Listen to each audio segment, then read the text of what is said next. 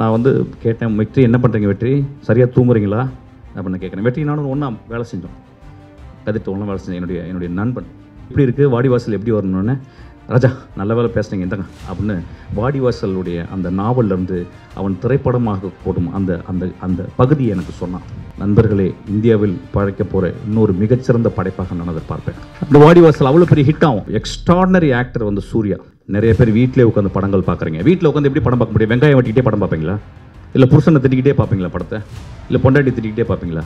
அண்ணாந்து பார்க்கக்கூடிய விஷயம் கடவுளுக்கு அப்புறம் சினிமா மட்டும்தான். மூழ்கினா தான் ஜாக் கிடைப்பான், மூழ்கினா தான் ரோஸ் கிடைப்பான், அதுவும் சினிமா தான். யோகி சேது சார், நீ பயங்கரமாக கலாச்சிருக்கீங்க போல் இன்றைக்கி. ஏன்னா இப்போ இங்கே வீடியோ எடுத்து அதுக்குள்ளேயும் எடிட் பண்ணி போயிட்டு திரும்பி என் ஃப்ரெண்டு எனக்கு அனுப்பிட்டான். இப்போ அவர் ரொம்ப நேரமாக வெயிட் பண்ணி டயர்டாயிட்டாங்க.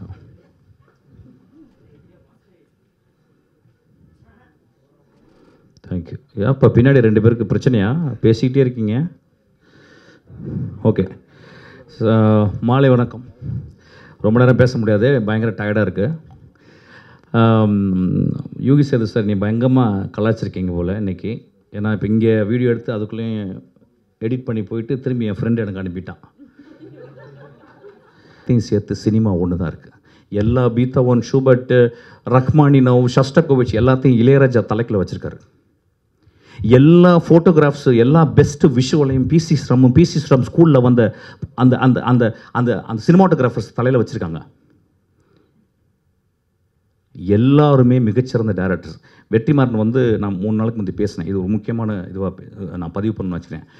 நான் வந்து கேட்டேன், வெற்றி என்ன பண்ணுறீங்க வெற்றி, சரியாக தூங்குறீங்களா அப்படின்னு கேட்குறேன். வெற்றி நானும் ஒன்றா வேலை செஞ்சோம், கதிர்ட்டு ஒன்றா வேலை செஞ்சேன். என்னுடைய நண்பன், நல்லா படிக்கிற நண்பன். அப்போ நான் சொன்னேன், எப்படி இருக்குது வாடிவாசல் எப்படி வரணுன்னு, ராஜா நல்ல வேலை பேசுனீங்க இந்தங்க அப்படின்னு வாடிவாசலுடைய அந்த நாவல்லேருந்து அவன் திரைப்படமாக போடும் அந்த அந்த அந்த பகுதியை எனக்கு சொன்னான். நண்பர்களே, இந்தியாவில் பழைக்க போகிற இன்னொரு மிகச்சிறந்த படைப்பாக நான் அதை பார்ப்பேன். அந்த வாடிவாசல் அவ்வளோ பெரிய ஹிட் ஆகும். எக்ஸ்ட்ராடனரி ஆக்டர் வந்து சூர்யா. ஆனால் வாடிவாசலுக்கு அப்புறம் is going to become a legend actually. அந்த மாதிரி ஒரு பியூட்டிஃபுல்லான ஒரு கதையை வெற்றிமாறன் சொன்னான். நான் ஏன் உங்கள்கிட்ட பகிர்ந்துக்கிறேன் அப்படின்னா, சினிமா அவ்வளோ அலாதியானது. ஒரு சினிமாவை போய் தேர்ந்தெடுத்து பாருங்கள். சில நேரங்களில் வந்து இந்த மாதிரி படங்களில் போயிட்டு நம்ம பார்க்க வேணுன்ற ஒன்று பார்க்குங்க. சினிமா நீங்கள் போடும் தானம் ஞாபகம் வச்சுங்க. தானத்தை நிப்பாட்டுறாதீங்க. நிறைய பேர் வீட்டிலே உட்காந்து படங்கள் பார்க்குறீங்க. வீட்டில் உட்காந்து எப்படி படம் பார்க்க முடியும்? வெங்காயம் வெட்டிக்கிட்டே படம் பார்ப்பீங்களா? இல்லை புருஷனை திட்டிக்கிட்டே பார்ப்பீங்களா படத்தை? இல்லை பொண்டாட்டி திட்டிக்கிட்டே பார்ப்பீங்களா? சினிமான்றது இங்கேருந்து போகும்போது அழகாக ட்ரெஸ் பண்ணிட்டு பெர்ஃப்யூம் அடிச்சுட்டு இங்கேருந்து ஒரு காரில் போயிட்டு உட்காந்துட்டு குழந்தைங்களோட உட்காந்துட்டு பாப்கார்ன் வாங்கிட்டு பஃப் வாங்கிட்டு உட்காந்துட்டு அப்படி அண்ணாந்து பார்த்தா நிறைய நாதலெல்லாம் வரும். அதெல்லாம் பார்த்துட்டு புருஷன்ட்ட பக்கத்தில் எனக்கு அந்த நகையை வாங்கி கொடுங்கன்னு சொல்லுங்கள், எல்லாம் பண்ணுங்கள். அதுக்கப்புறம் ஒன்று போடுவான் ஒருத்தன். அண்ணாந்து பார்க்கக்கூடிய விஷயம் கடவுளுக்கு அப்புறம் சினிமா மட்டும்தான். நான் என் சினிமாவுக்கு மட்டும் பேசலை, எல்லா சினிமாவுக்கும் பேசுகிறேன். சினிமா பார்க்குறதே நீங்கள் மந்த்லி ஒரு எக்ஸ்பென்ஸ் வந்து ஒரு படம் ஒரு குடும்பத்தில் ஒரு 5 பேர் வீட்டில் போய் பார்க்கலன்னா அது குடும்பமே இல்லைன்னு நான் சொல்லுவேன். கோவிலுக்கெலாம் போகாதீங்க, படத்துக்கு போங்க. கோவிலுக்கு போனால் பாவம் பண்ணுறவங்க தான் வேணா. கோவிலுக்கு போனால் ஈஸியாக சொல்லிடுறேன், சார் நான் அடுத்த பாவம் பண்ண போகிறேன், கொஞ்சம் மன்னிச்சுங்க, பாவம் பண்ணிட்டேன் அதையும் மன்னிச்சுங்க அப்படின்னு சொல்கிறோம். சினிமாவில் அப்படி கிடையாது. போய் சிரிக்க போகிறீங்க, அலாதியை ரசிக்க போகிறீங்க, அழ போகிறீங்க. டியர் டெக்ஸ் ப்ராக்டிஸ் யாராவது பண்ணுறீங்களா? நீங்கள் எக்ஸசைஸே பண்ணுறதில்ல, வெறும் தம்பிள்ஸ் மட்டும் அடிச்சுக்கிறோம். நம்ம டியர் டெக்ஸை ப்ராக்டிஸ் பண்ணணும், சிரிக்கிறதுக்கு ப்ராக்டிஸ் பண்ணணும், மனம் விட்டு சிரிக்கணும். 1000 பேர் வந்து உட்காந்துருப்பான், பக்கத்தில் யாருன்னே தெரியாது, அவனை பார்த்து சிரிப்பீங்க, அவன் விசில் அடிப்பான், நீங்கள் விசில் அடிச்சு அவனை கட்டி பிடிப்பீங்க. சினிமா ஒரு பெரிய கம்யூனல் பார்ட்டிசிபேஷன். சினிமா ஒரு பெரும் கடலில் பயணப்படுற ஒரு பெரிய கப்பலில், நம்ம எல்லாம் ஒரு டைட்டானிக் மாதிரி கப்பலில் போய்கிட்டு இருக்க ஒரு விஷயம். அது மூழ்குனா கூட பரவாயில்ல, மூழ்குனா தான் ஜாக் கிடைப்பான், மூழ்கினா தான் ரோஸ் கிடைப்பான், அதுவும் சினிமா தான். நம்ம காலையிலேருந்து எப்படி, நான் ரொம்ப முக்கியமான ஒரு விஷயம், cinema director is not just a director, is also social scientist. நான் ஒரு படத்தை என் அசிஸ்டன்ட் டைரக்டர் சொல்ல முடியாது, நீங்கள் என்ன படம், நான் என்னுடைய அசிஸ்டன்ட் டைரக்டருக்கு சொல்கிறேன், டேய் நீ போயிட்டு நெட்ஃப்ளிக்ஸில் ரிப்ளே அப்படின்னு ஒரு சீரிஸ் வருது, அதை பாடுறா, உனக்கு அதுதான் கரெக்டாக இருக்கும், நீ அந்த ஃபிலிம் மேக்கிங் பண்ணுண்டா. 1955 வந்த படம் டேலண்டட் மிஸ்டர் ரிப்ளே அப்படின்னு சொல்லிட்டு பேட்ரிசியா ஹைஸ்மித் எழுதின ஒரு நாவலுடைய 1955 வந்த படத்தை இப்போ ரீமேக் பண்ணியிருக்காங்க.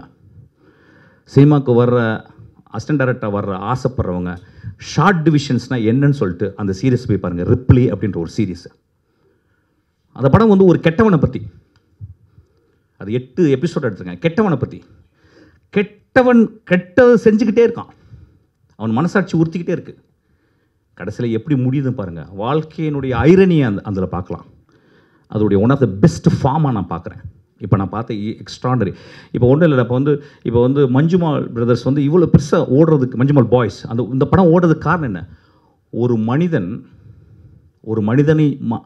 மனிதனுக்கு ஆபத்து, அந்த மனிதனை சுற்றி இருக்க நண்பர்கள், அந்த மனிதர்களை விட்டு கொடுக்கல அந்த குழந்தைகள், அந்த நட்பு. அதிகமாக கான்ஃப்ளிக்ட் இருக்கிற இடத்துல தான் சினிமான்ற ஃபார்ம் உருவாகுது. அதனால தான் Manjummel boys one of the biggest hit. Actually நான் வர்ற இளைஞர்களுக்காக தான் சொல்லுவேன். இப்போ நம்ம நிறைய சொல்கிறோம், இப்போ என்ன படம் ஓடும், எது படம் ஓடும். ஒரு சினிமா அப்படின்றது எல்லா காலகட்டத்திலையும் ஒரு குழந்தையை பெற்றெடுக்கும் தாயை போல வழி இருக்கத்தான் செய்யும். அதை சுமக்கணும்.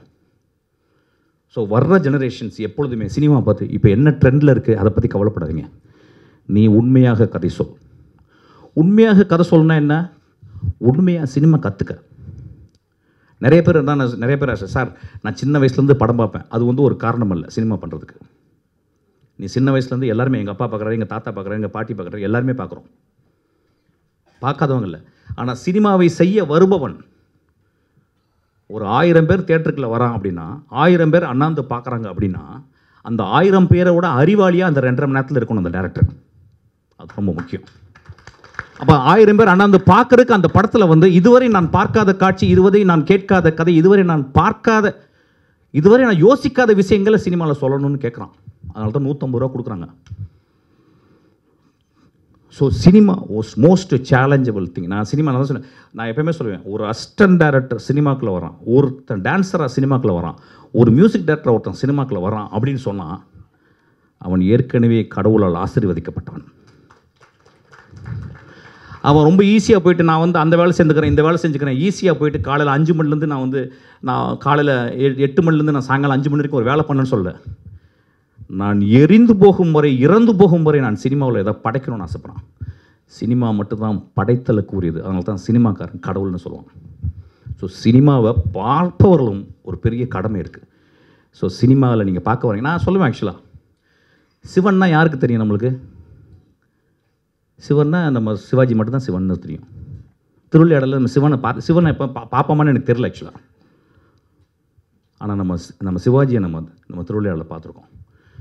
அம்மா அப்படின்னா அந்த காலத்தில் கண்ணாம்பான்னு ஒருத்தங்க இருந்தாங்க. அவங்கள தவிர அம்மாவை நான் பார்த்ததே கிடையாது. அதுக்கப்புறம் சவுக்கர் அவங்க நிறைய பேர் அதுக்கப்புறம். ஸோ சினிமா பார்த்தல் அப்படின்றது வந்து அதான் சொல்லுவாங்க, ஒரு என்டர்டெயினுக்காக போகிறோம் இல்லை. It not only entertains, it elevates you. ஒரு நல்ல திரைப்படத்தை பார்க்கும் பொழுது நானும் அந்த இயக்குனரும், நானும் அந்த மகா கலைஞர்களும் கைகோர்த்து நடக்கிறோம். இந்த படம் அப்படி இருக்கணும்னு நான் ஆசைப்பட்றேன். இந்த படம் ஓடணும்னு நான் ஆசைப்பட்றேன். அதனால் 36 மார்க்கை 50 போடுங்க, 30 மார்க்கை 40 போடுங்க. இந்த குழந்தைக்கு வழி விடுங்க. இவ வந்து டான்ஸ் மட்டும் நான் சாகணும்னு ஆசைப்படல, நான் டைரக்டும் பண்ணிட்டு தான் சாவேன்னு சொல்கிறான். அதுக்கு நம்ம கை தட்டுவோம், அதுக்கு நம்ம கூட இருப்போம். இங்கே வந்தவங்க எல்லாமே எனக்கு ரொம்ப சந்தோஷம். நான் தனித்தனியாக பேசலை, ஏன்னா ரொம்ப லேட் ஆயிடுச்சு. நீங்கள் எல்லாம் நல்லா இருப்பீங்க. தேங்க்யூ.